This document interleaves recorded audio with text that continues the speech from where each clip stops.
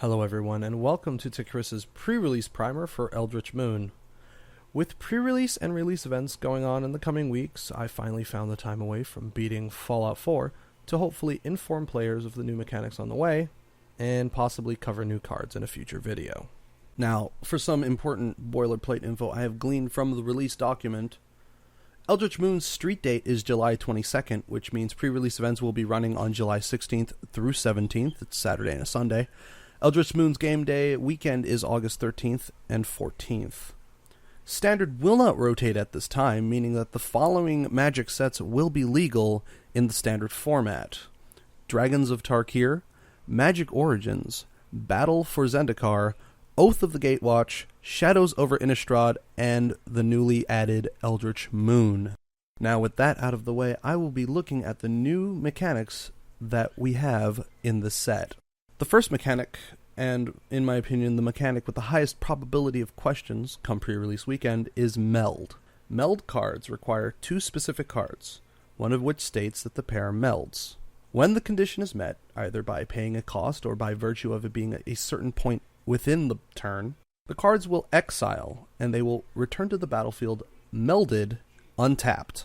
So there were some important things that I noticed from the release document. First of all, when the melded creature dies, both component cards are turned face up before being sent to the graveyard. In addition, when you exile a melded permanent, both components are placed in that relevant zone face up. Now, what does that all mean? Let's take, for example, Brizella, Voice of Nightmares. If Brizella were to go to the graveyard as a result of combat damage or maybe somebody casting a murder upon her, her two components will flip back to the front side, and then all of those pieces will go to the graveyard. If she were to be exiled in the case of Swords to Plowshares, then both of her component pieces will flip back to their front sides, and then they will all go to the relevant zone, in this case the exile zone. Brizella's controller will also be gaining life equal to its power as per Swords to Plowshares. This is especially interesting in the case of permanents that exile other permanents. And notable examples that come to mind are Journey to Nowhere and Oblivion Ring. In those cases, again, the Brizella will turn its components face up and then move to the relevant zone. When the Journey to Nowhere or Oblivion Ring leave the battlefield, the two component creatures, not Brizella Voice of Nightmares, but the Bruna and the Gisela, will re-enter the battlefield, triggering any of their enter the battlefield abilities and other things like that. Melding is not transforming. If there were effects that trigger off of transformations, they do not happen in the case of melded cards. Now this could be just something that in the case of maybe future cards, because I couldn't find anything in particular that checked if any creature were to transform. But, for example, things like Bound by Moonsilver, which specifically prevent transformations, that will not stop melding. The cards are exiled and then returned to the battlefield on the other side, on the melded side. The converted monocost of a melded permanent is the sum of the printed CMC of the component front faces. Again, going back to our example, Brizella Voice of Nightmares has a CMC of 11, which is made up of Bruna's 7 and Gisela's 4. Finally, the last thing you need to know about meld is that you need to own and control both component cards to meld into the greater creature. That means token copies of components, as well as component creatures that are owned by your opponent that you might have maybe taken control of using like an Act of Treason or something, cannot be melded, but they could be exiled.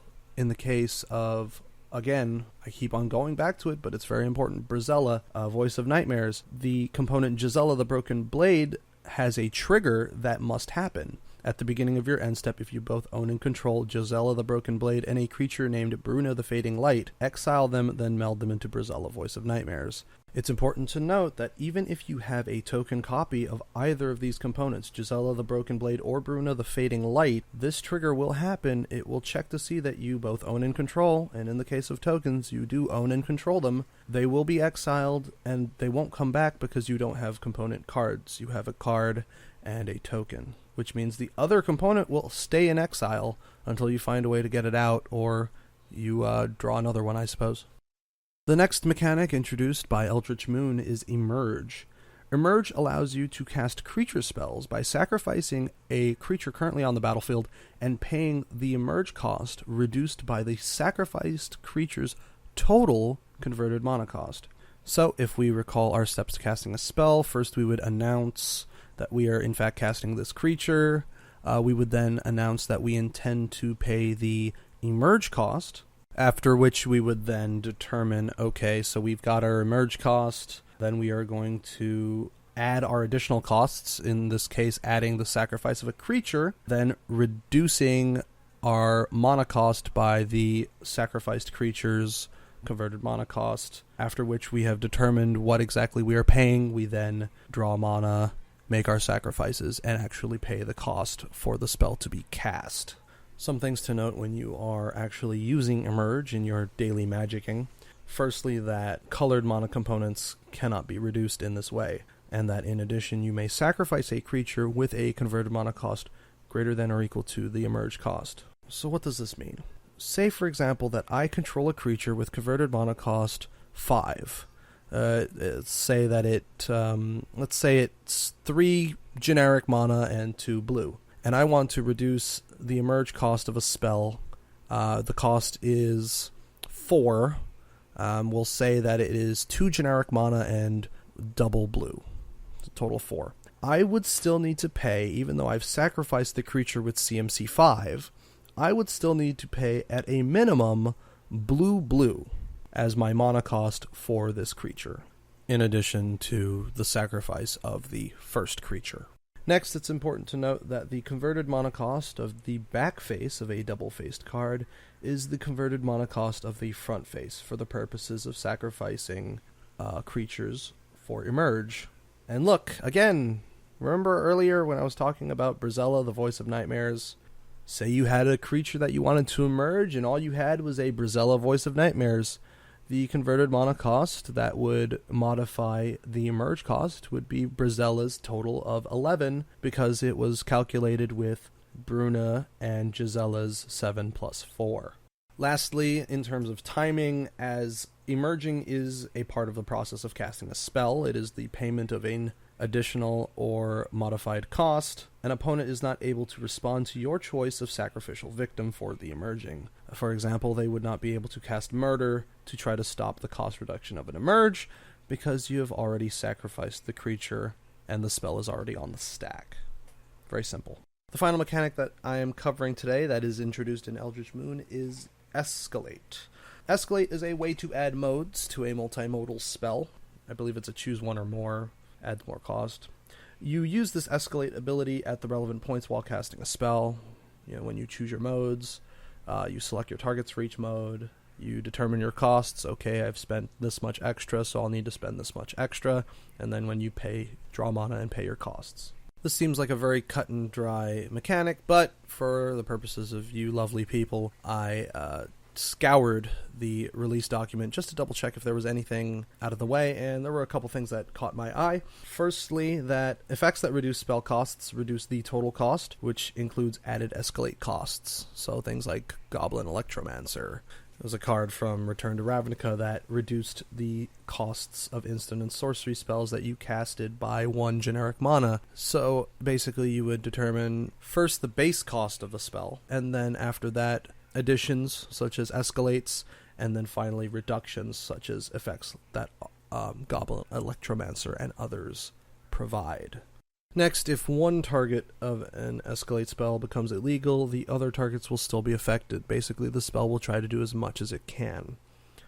If, and only if, all targets within the spell become illegal, then the spell will become countered.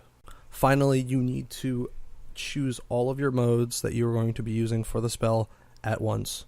You cannot be doing one mode, then do the action, then another mode, then do the action. Do all of the modes, select all your modes, select all of your targets, allow the spell to be cast, allow your opponent to make any sort of responses that he or she needs to do, and then resolve your spell. None of this, do your action, then add another mode, do that action. That's not how this works. You have to choose all of your modes, choose all of your targets, allow your opponent the opportunity to respond, and then resolve your spell completely. So those are the new mechanics that are coming to Magic through this new set, Eldrich Moon. The returning mechanics from Shadows over Innistrad that are coming into Eldrich Moon, I'm going to lightly touch on them here, are firstly double-faced cards, which transform when a cost is paid or a condition is met. Next, Madness, which is an alternate way of casting a spell that is available to you when you discard such a card from your hand. And finally, Delirium, which is an ability that improves your spells and permanents if there are 4 or more card types among cards in your graveyard. And if you've played during Shadows over Innistrad, then you know how each of these mechanics already work. Well, this should pretty much give a general overview of the new and returning mechanics that people will be finding within Eldrich Moon. I will provide links to the full release document as well as the visual spoiler for this card set. They will be both in the description.